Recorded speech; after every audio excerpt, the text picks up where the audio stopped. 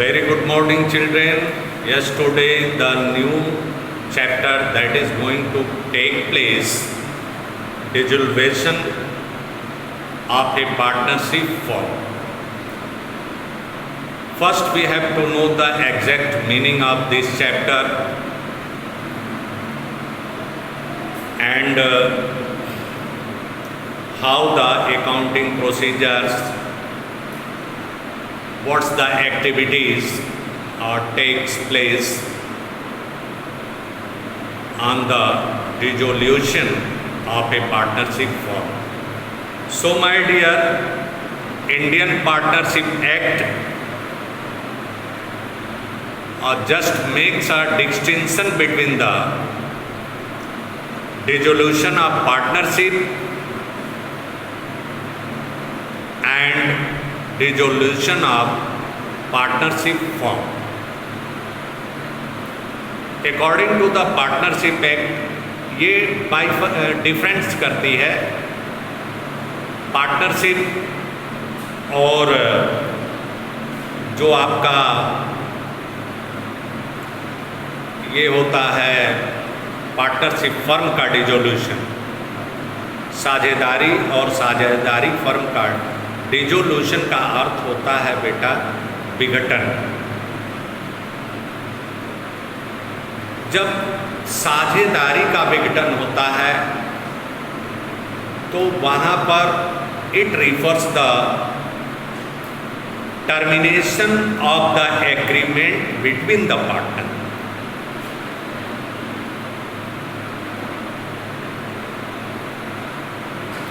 Termination of the agreement between the partner, जो उनके बीच सहमति बनी रहती है किन आधार पर जो डीड होता है, किस आधार पर हम अपने साझेदारी बिजनेस को चलाएंगे, उसका निलंबन होता है, उसका टर्मिनेशन होता है। जबकि डिसोल्यूशन ऑफ पार्टनरशिप फर्म आप समझ गए होंगे, it refer the termination of the business, means व्यवसाय ही पूरा साझेदारी फर्म ही खत्म हो जाता है। ये रिफर करता है dissolution of partnership firm. Firm का विघटन हो जाता है, मतलब फर्म जो है समाप्त कर दी जाती है और व्यवसाय आगे नहीं चलता। But in termination of partnership the agreement comes to an end. Agreement between the partner comes to an end and the firm is reconstituted. मतलब व्यवसाय का विघटन नहीं होता है, व्यवसाय खत्म नहीं होता, उनके बीच जो सहमति बनी रहती है वो खत्म होकर के a new agreement comes to existence, अस्तित्व में एक नई चीज़ आती है। तो मैं जहाँ तक सोच रहा हूँ आप लोग समझ गए होंगे कि partnership, dissolution of partnership firm और डिसोल्यूशन ऑफ पार्टनरशिप में क्या अंतर होता है।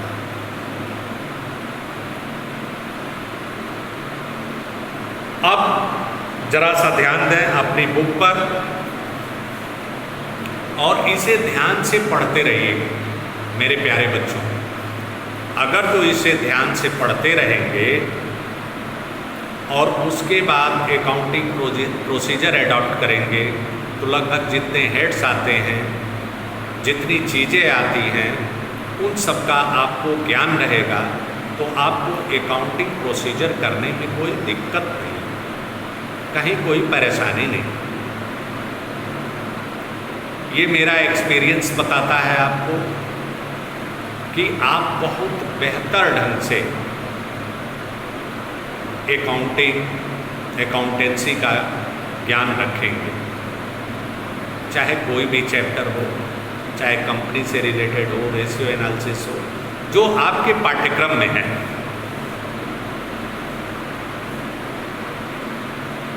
अब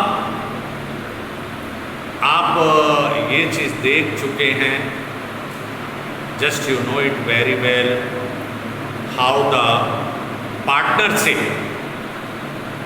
dissolved by change in profit sharing ratio,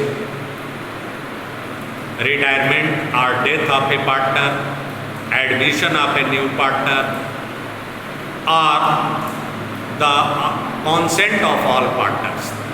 The partnership dissolved.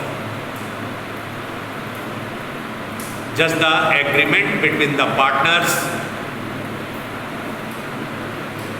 comes to an end and the new agreement take place, and the new firm is reconstituted. You have learned it very well. अब ये भी तो terms और condition बन सकता है कि भाई पार्टनरशिप फॉर्म जो है उसको भी बिजनेस अगर जो डिसॉल्व हो जाए तो अकाउंटिंग ट्रीटमेंट कैसे होता है और किन किन कारणों से होता है। तो आप ये देखें, मतलब dissolution of partnership firm means closes down its business and comes to an end. ये अपने बिजनेस को बंद कर देते हैं और उसके बाद ये पूरा व्यवसाय ही समाप्त हो जाता है। क्या क्या कारण हो सकता है? What may be the reason just dissolution of a partnership firm? Now the partnership is deemed to have been dissolved in any of the following cases. ये इतने केसेस बन सकते हैं, कोई इसमें से केस फर्म को डिसॉल्व कर सकता है with the consent of all partners in case of change in profit sharing ratio, और उस पर सहमति कि भाई अब प्रॉफिट शेयरिंग रेशियो चेंज हो रहा है, चलो फर्म को ही ख़त्म कर दिया जाए। इन case of admission of a new partner, साझेदारी तो ख़त्म होती है, फर्म को भी डिसॉल्व किया जा सकता है with the consent of all partners whether they do not agree on such terms and conditions for the reconstitution of the firm, just they are having the consent to dissolve the partnership firm, that may be cause of dissolving the firm. So now next, in case of expulsion of a partner and in case of death of a partner, in case of insolvency of a partner, insolvency दिवालिया हो जाना किसी partner का, इस दशा में भी firm को डिसॉल्व किया सकता है। In case of expiry of the period of partnership, अगर जो आपने किसी निश्चित उद्देश्य के लिए the firm has been established for the special purpose, after the fulfilment of particular purpose, the firm can be dissolved, or that is dissolved, my dear. So dissolution of partnership firm, method of dissolution of partnership firm, दो method हैं इसके। एक by mutual agreement, section 40 partnership act section 40 के तहत a partnership firm may be dissolved when all the partner agree for its dissolution. This one is the mutual agreement according to the section 40 partnership act 1932 में वर्णित है, ये prescribed है। this one is the article given whether all the partners agree to dissolve the firm just the firm can be dissolved. ध्यान से सुनते रहेंगे यदि इस तरह का है। दूसरा चीज है कंपल्सरी डिसोल्यूशन। सेक्शन 41 में compulsory dissolve in the following cases. Firm can be dissolve. क्या कंपल्सरी डिसोल्यूशन हो सकता है, जरा इस पर ध्यान दें। When all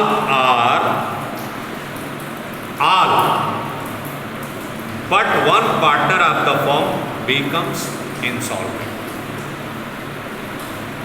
पहला केस ये हो सकता है एग्रीमेंट का, जितने भी पार्टनर हैं या तो सभी या उनमें से कोई एक पार्टनर दिवालिया हो जाता है, मतलब उसके पास कुछ नहीं रहता। दिवालिया का मतलब होता है कि कुछ ना रहना। दूसरा, when business of the firms becomes unlawful. Illegal हो जाता है जब बिजनेस का फॉर्म मतलब अनुकूल नहीं रहता है समाज के, इलीगल हो जाता है, तब फर्म को डिसॉल्व किया जा सकता है। ये कंपल्सरी डिसोल्यूशन है, मतलब एक तो पार्टनर्स का दिवालिया होना, दूसरा बिजनेस का अनलॉफुल इलीगल होना, गैर कानूनी बिजनेस में जब पार्टनरशिप परिवर्तित हो जाती है। आपको बिजनेस होना चाहिए, डेफिनेशन में ये बताया गया है कि पार्टनरशिप साझेदारी अधिनियम के तहत वही पार्टनरशिप हो सकती है, उस फर्म को इस्टेब्लिश किया जा सकता है जो एक लीगल बिजनेस हो और इस उद्देश्य के तहत स्थापित किया गया हो कि फ्यूचर में लाभ हो। दूसरा, अनहैपनिंग ऑफ एन इवेंट। दूसरा जो तीसरा पोजीशन ये है कि किसी प्रकार की घटना घट जाए, जैसे on the insolvency of A partner, एक पार्टनर का दिवालिया हो जाना, दूसरा किसी पार्टनर की मृत्यु हो जाना, तीसरा जो फर्म का उद्देश्य है वो पूरा होने के पश्चात on the expiry of the period of the partnership form, एक निश्चित समय के लिए स्थापित की गई हो, इन चीज़ों का होने के बाद partnership form can be dissolved. और बाय नोटिस सेक्शन 43, ये हैपनिंग ऑफ एन इवेंट मतलब 40, 41, 42 and 43। Section 43 by notice, I mean to say the notice दे करके। ये नोटिस क्या होता है, when the duration of the partnership firm is not fixed and it is at will, इच्छा के ऊपर निर्भर होती है, तो any partner by giving notice to other partners can dissolve the firm. जब उसका कोई टाइम पीरियड नहीं होता है तो कोई पार्टनर और पार्टनर्स को नोटिस दे करके, उनको सूचना दे करके फर्म को डिसॉल्व कर सकता है। मैं जहाँ तक समझ रहा हूँ आप समझ रहे होंगे इस बात को। By order of the court 44, section 44 के तहत कोर्ट का ऑर्डर है बेटा। द कोर्ट में on application of any partner order the dissolution of the partnership form. कोई पार्टनर किसी प्रकार का पेटिशन सूट कर देता है अगेंस्ट पार्टनरशिप फॉर्म के, तो भी फर्म डिसॉल्व हो सकती है। किसी प्रकार का सूट फाइल कर देता है, मतलब पार्टनर्स के बीच कॉन्सेंट सहमति नहीं बनती है, dispute arises in the partnership form, just the form can be dissolved by the order of the court. When the court is satisfied that the firm cannot be carried on except at a loss, और इस बात से संतुष्ट हो जाता है court, उसे ये लगता है कि अब ये फर्म कभी लाभ नहीं कमा सकती, हमेशा घाटे में ही जाएगी, तो भी फर्म को dissolve by order of court कानूनी तौर पर डिसॉल्व कर दिया जाता है, उसे विघटित कर दिया जाता है, मतलब बिजनेस को टर्मिनेट कर दिया। अब जो अगला चीज होगा, ये सारा कुछ होने के बाद ये तो रीजन जान चुके, फैक्टर जान चुके आप लोग कि फर्म कैसे डिसॉल्व होती है। अब हम पढ़ेंगे settlement of account on dissolution of firm. कौन कौन से अकाउंट सेटल्ड किए जाते हैं। तो पहला जो होता है, first of all the amount of loss including the deficiency of capital shall be paid out of profit. जो पहला चीज होता है बेटा, next out of profit, and lastly if necessary will be realised from the partners in their profit sharing ratio. Whatever the loss incurred in the firm just can be paid out of profit, shall be paid out of profits, next out of capital। सबसे पहले तो जो firm का profit होगा, जो भी नुकसान हुआ है उसका भरपाई पहले प्रॉफिट से, यदि प्रॉफिट से नहीं हो पाता है तो किससे किया जाएगा, उनके कैपिटल से, पार्टनर्स के कैपिटल से, यदि आवश्यक हो। और किसमें रियलाइज किया जाएगा, किसमें वो लॉस को वसूल किया जाएगा, उनका जो प्रॉफिट शेयरिंग रेशियो होगा उस रेशियो के अंतर्गत, उसके तहत ये सारा वसूल किया। सेकंड, और क्या हुआ नहीं हुआ, amount realised from the sale of the assets of the firm. जो भी फर्म की संपत्तियां हैं उनको रियलाइज का मतलब होता है वसूल करना, उनसे वसूल किया जाएगा, उनको बेच दिया जाता है, बेचने के बाद उससे वसूल किया जाता है, या किसी भी तरह का सम कंट्रीब्यूशन है पार्टनर का। तो अब पेमेंट किन किन चीज़ों को का होता है। सबसे पहला पेमेंट जो होता है, first of all outsider liabilities. जो फर्म के ऊपर डेब्ट हैं, आउटसाइडर क्रेडिटर्स हैं, पहला पेमेंट उनको दिया जाता है। दूसरा, out of the remaining amount, अगर जो अमाउंट बच गया पेमेंट करने के बाद, the loans and advance bye partner will be paid. तो लोन यदि किसी पार्टनर की पत्नी या पार्टनर ने कोई लोन दिया है तो उसका पेमेंट किया जाता है। तीसरा, thereafter the balance of partner capital, और उसके बाद जो कुछ बचता है तब वो पार्टनर्स कैपिटल अकाउंट में ट्रांसफ़र होता है। और चौथा होता है, if some amount remains it will be divided among the partner in their profit. इतना करने के बाद भी यदि कुछ अमाउंट बच जाता है तो उसे पार्टनर्स कैपिटल अकाउंट में प्रॉफिट के रूप में ट्रांसफर करते हैं। नेक्स्ट, पेमेंट ऑफ फर्म्स डेब्ट एंड प्राइवेट डेब्ट, सेक्शन 49 के तहत। अब उसके बाद अगला जो स्टेप होता है, हम लोग फर्म के कर्ज और जो निजी कर्ज हैं उनका पेमेंट करते हैं। Firms debts which the firm owes to outsider are called firms debts. जो फर्म बाहर से, मेरे प्यारे बच्चों, ली है उन चीज़ों का पेमेंट किया जाता है सबसे पहले। दूसरा होता है प्राइवेट डेब्ट। प्राइवेट डेब्ट्स का मतलब होता है जो पार्टनर अपनी पर्सनल कैपेसिटी के तहत कर्ज लिए हों उसका पेमेंट आर कॉल्ड प्राइवेट डेब्ट। Debts which a partner owes in his personal capacity. अब amount realise from the sale of assets of the firm is first use to pay off firms डेब्ट। तो जो भी रियलाइज उस assets हैं उससे firm का डेब्ट का पेमेंट होता है। और दूसरा चीज होता है आपका, अब एक चीज और मैं बताना चाहूँगा आप लोगों को, accounting procedure and dissolution of firm क्या होता है।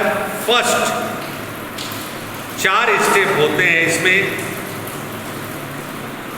First the account is prepared, that is realisation account, realisation account. Second partners loan account,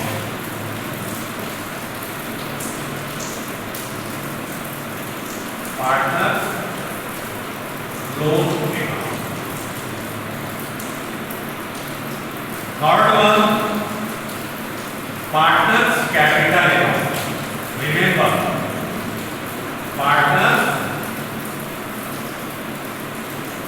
capital account.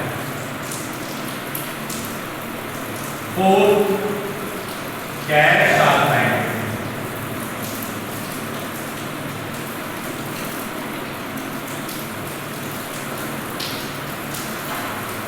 Cash on bank.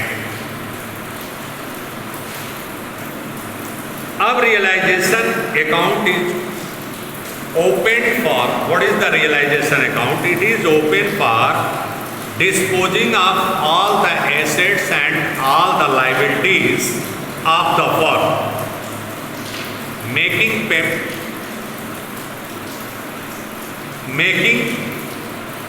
payment to all the creditors. It is a nominal account and the object of such an account is to find out the profit or loss on realization of assets and payment of liabilities.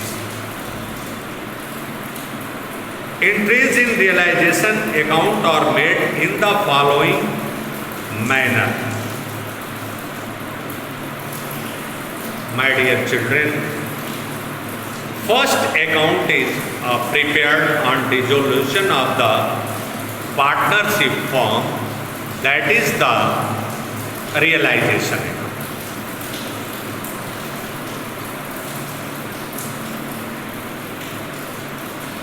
Now the entries of the